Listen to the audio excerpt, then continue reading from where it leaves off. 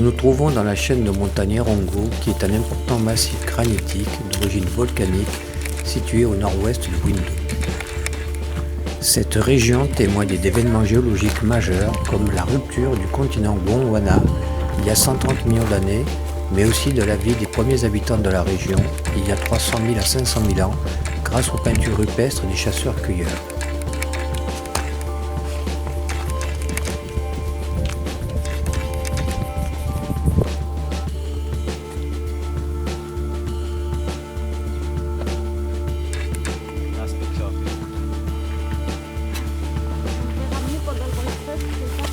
Oui, dans l'assiette. Il n'y a pas trop les perruches que à côté.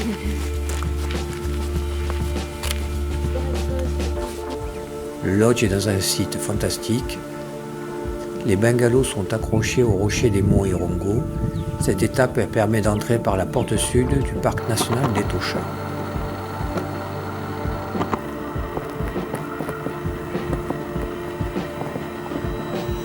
Ce parc est une grande aire protégée de Namibie, située à 400 km au nord de la capitale Windhoek et à 125 km au sud de la frontière avec l'Angola. Créé à l'origine comme une réserve de chasse en 1907, à l'ère de la colonisation allemande, il couvrait à l'origine 93 000 km². En 1967, il obtient le statut de parc national, mais aussi dans l'intervalle, sa superficie a été réduite à 23 000 km².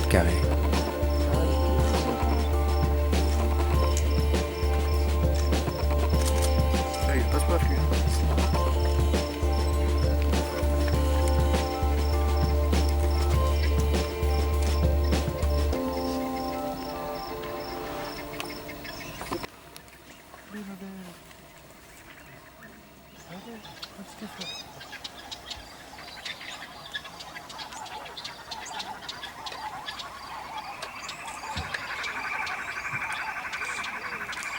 Les springboks, les girafes et le rhinocéros blanc viennent s'abreuver sous le regard de l'aigle bateleur des savanes au point d'eau Tokokuejo.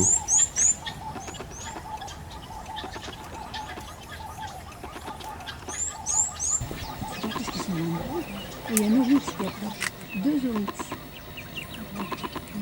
Même le bord de l'eau. Tout ça. Précise. Les gnous bleus ne cessent de se renseigner mutuellement sur les dangers qui guettent le troupeau ou sur leur propre état émotionnel, peur, colère ou brute. Ils sont généralement pacifiques et sociables, mais parfois ils peuvent être agressifs.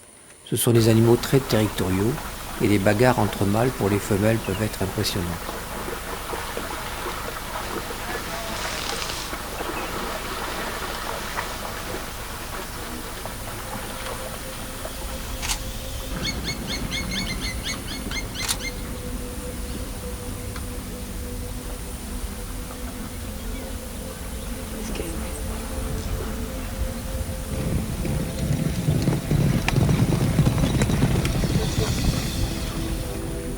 Vous pouvez voir les zèbres de montagne ou de plaine au parc d'Etosha. Pour les différencier, il faut observer les rayures.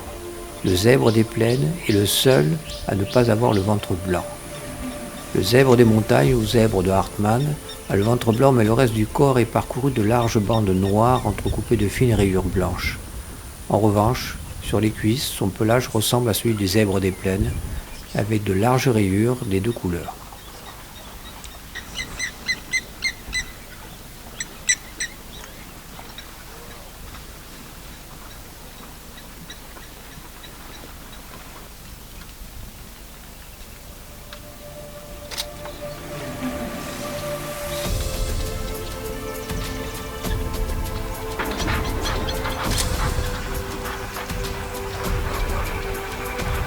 Si l'éléphant peut rester plusieurs jours sans boire, ce n'est pas le cas pour le zèbre qui doit boire au moins une fois par jour. Les zèbres se rassemblent en famille autour des points d'eau et c'est généralement la femelle qui prend les devants de la queue leu pour accéder au point d'eau.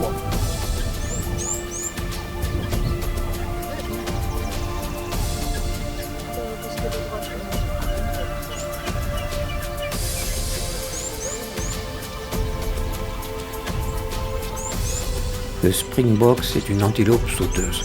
En effet, elle est capable de faire les plus grands sauts tant à l'horizontale qu'à la verticale en surplace. Le mâle a des cornes de taille moyenne alors que les femelles n'en ont pas. Les springboks sont plutôt actifs tôt le matin ou à la tombée de la nuit où ils vont au point d'eau.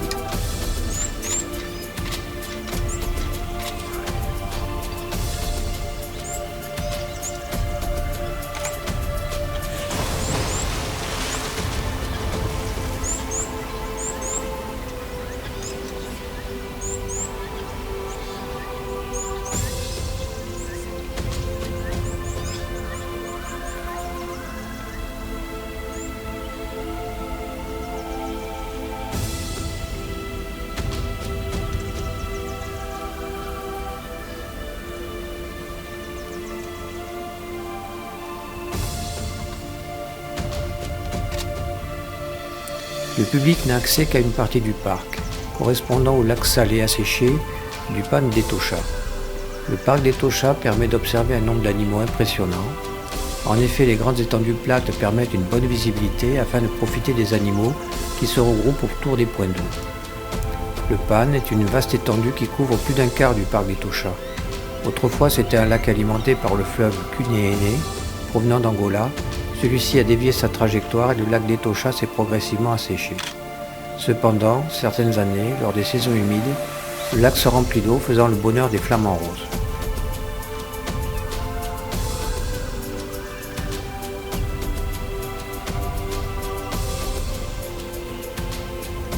Le grand koudou est une grande antilope. Vous le reconnaîtrez par sa bosse et ses rayures verticales et ses grandes oreilles. Les lions, les hyènes, les léopards et les guépards sont des prédateurs des grands koudous, en particulier lorsqu'ils quittent les abris boisés et se retrouvent à découvert ou à proximité d'un point d'eau. L'oryx est reconnaissable par ses longues cornes qui mesurent en moyenne 85 cm. On le retrouve beaucoup dans le désert du Namib, mais on en aperçoit aussi quelques-uns à Etosha.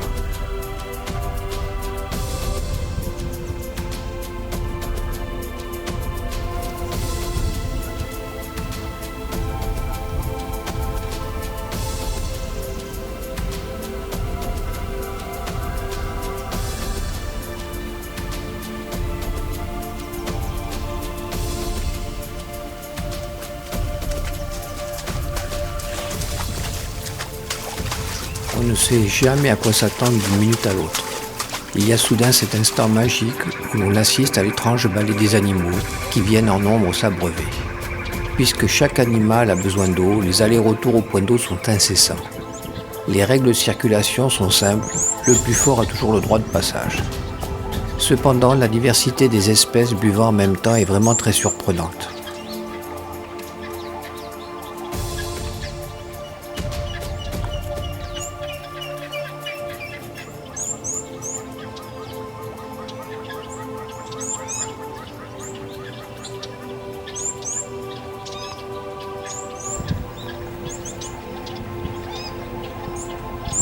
Les trois camps principaux à l'intérieur du parc sont Namutoni, qui est un ancien fort allemand, Alali, au centre, et Okujueko. Le point d'eau du camp d'Alali est très bien aménagé afin d'observer les animaux.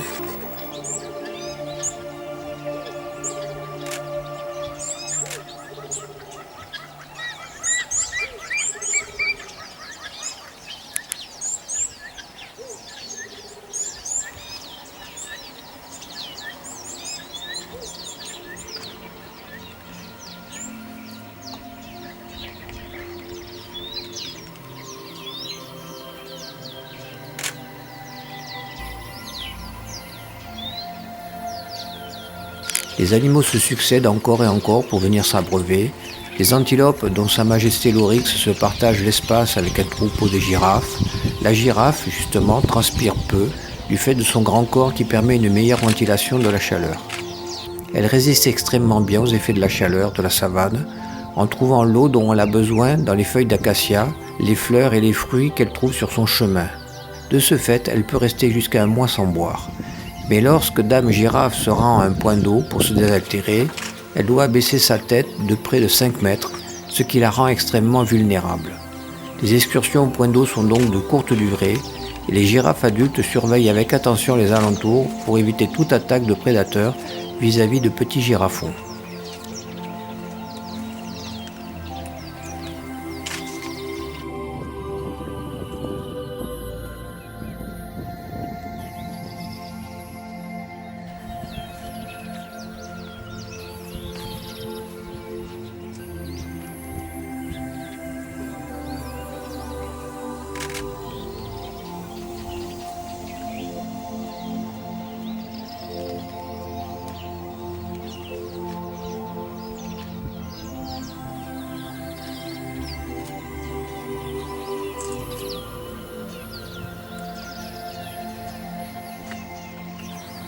Une légende cendre raconte que lors d'un raid sur un village, tous les habitants furent massacrés à l'exception des femmes qui furent épargnées. Une des femmes du village, totalement bouleversée par la mort de sa famille, pleura et pleura encore toutes les larmes de son corps. Ces larmes finirent par former un lac immense et lorsque ce lac s'assécha, il ne resta plus qu'une énorme dépression blanche.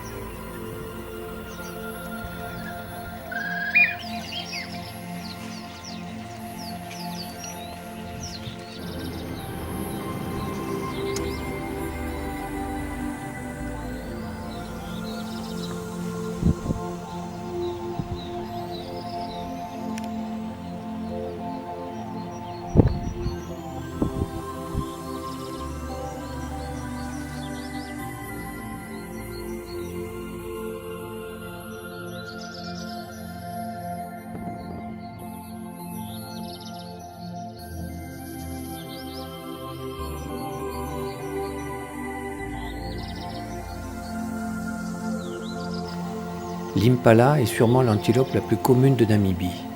Vous ne pouvez pas les manquer lors de vos safaris. Les impalas restent en groupe, mais il n'y a toujours qu'un seul mâle dominant. Un troupeau est le plus souvent composé de femelles et de leur progéniture.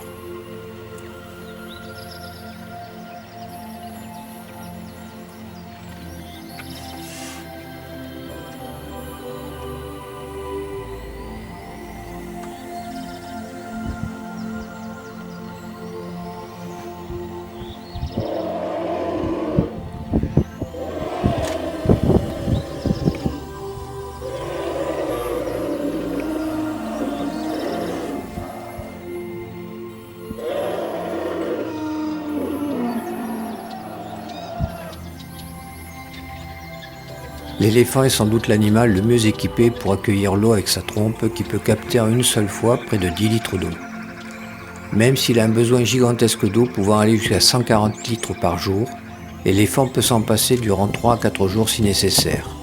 Ses pattes, si massives et robustes, sont les plus grandes du monde. Elles peuvent soutenir une marche jusqu'à 20 km/h, car oui, l'éléphant ne sait ni courir ni galoper, il marche seulement.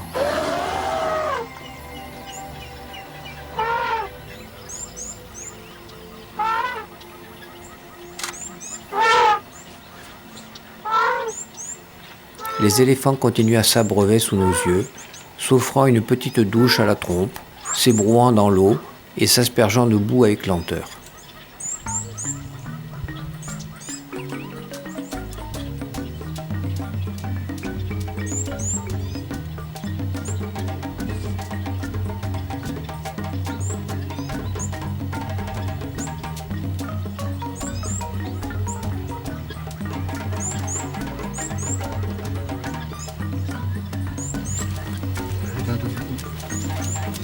Voilà.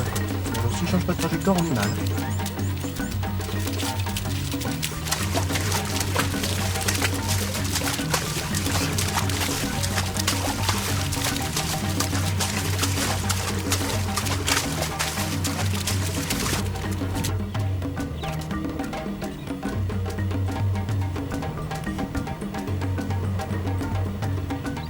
Avec des pointes de vitesse pouvant atteindre les 90 km/h, les bubales roux échappent très souvent à leurs prédateurs. Les bubales roux sont des animaux migratoires. Ils parcourent de longues distances chaque année à la recherche de nouveaux pâturages.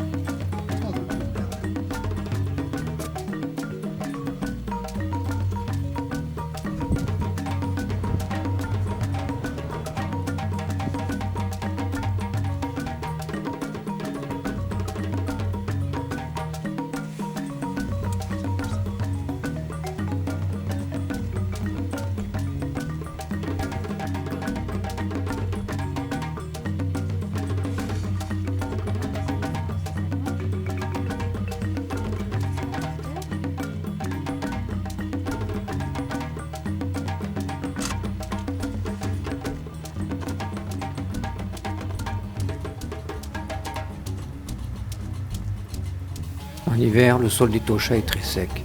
Cette étendue blanche sans fin est un lieu improbable pour une réserve animalière. Pourtant, la région regorge de gazelles et de zèbres. Les zones avec une végétation épaisse abritent l'éléphant, le rhinocéros et même le léopard. Les lions sont camouflés par la couleur pâle dorée des prairies, tandis que les girafes se lèvent au-dessus de la plupart de la végétation sèche. Les girafes se déplacent souvent par petits groupes de 2 ou 3, parfois plus.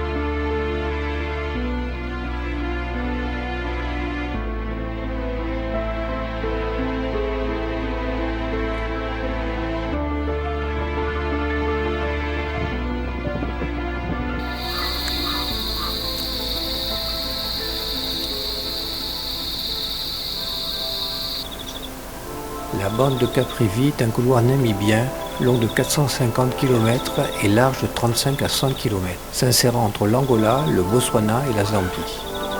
Sa géographie est le fruit de négociations entre les colons allemands et britanniques lors du partage de l'Afrique à la fin du XIXe siècle. Elle comprend plusieurs parcs nationaux comme Mudumu ou Maangu. Débutant entre les rives du fleuve Okavango dont le delta appartient au Botswana, la bande de Caprivi rencontre ensuite le Zambèze et enfin, à l'extrême ouest, le fleuve Chobe. Aux abords des fleuves, des plaines alluviales constituent des pâturages privilégiés pour des espèces semi-aquatiques comme les hippopotames, les crocodiles, les corbes de l'Ouetché, les guibes d'eau et les oiseaux aquatiques.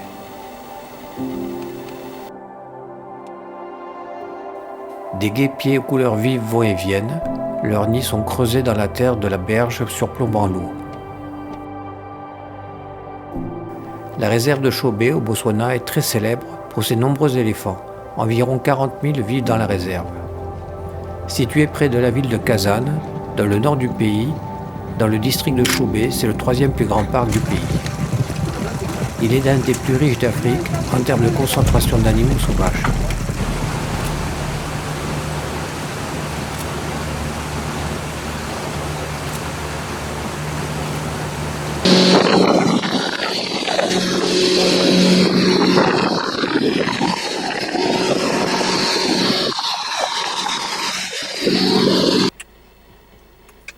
Les rôliers lombrins sont abondants et couramment observés dans presque tous les parcs.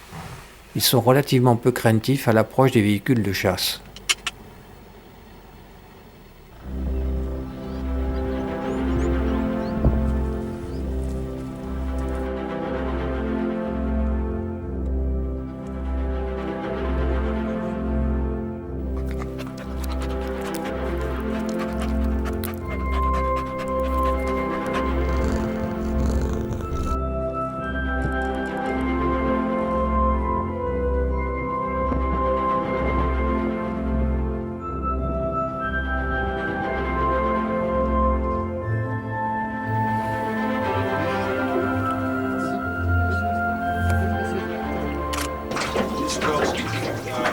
Surface keep being pushed up. So now you see this long neck, the small one, red cormorant. There's also white-breasted cormorant and the white-breasted cormorant, the largest of the cormorant family. White-breasted.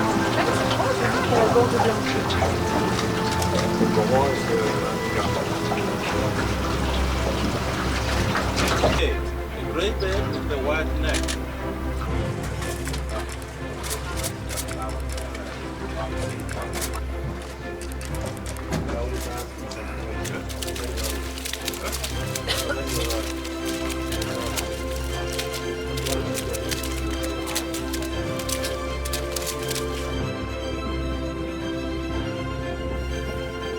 Nous assistons à une scène rare.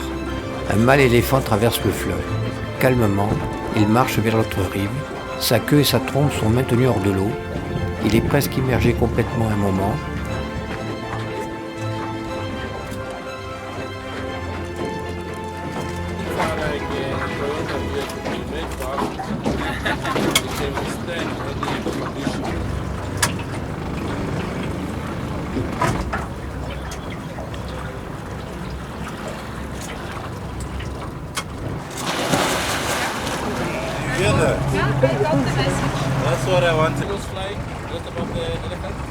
Il regagne enfin la rive du côté du Botswana et disparaît dans le bush.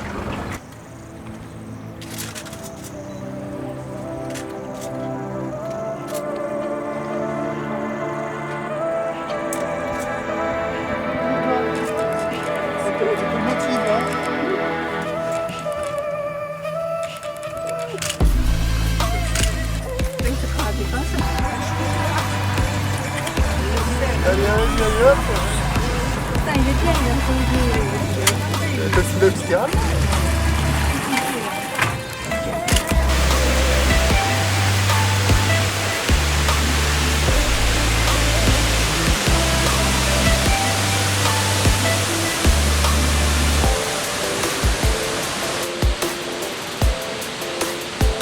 Les chutes Victoria sont l'une des 7 merveilles naturelles du monde.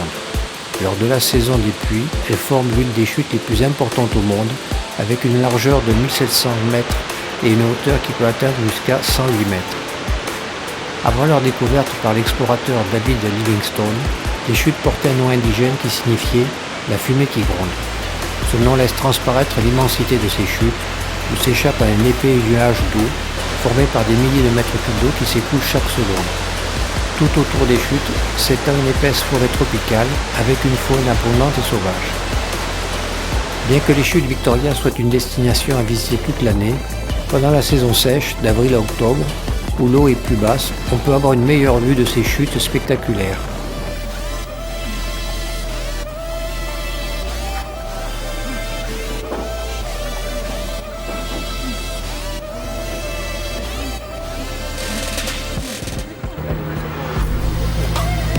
Véritable concentré d'Afrique, le Zambèze est le 4e fleuve le plus long du continent. Lors d'une dernière croisière sur le Zambèze, nous observons une dernière fois les hippopotames qui se dévoilent au ras de l'eau. Ils apparaissent puis disparaissent, tout en nous ayant à l'œil. Pendant ce temps, le soleil est bien descendu.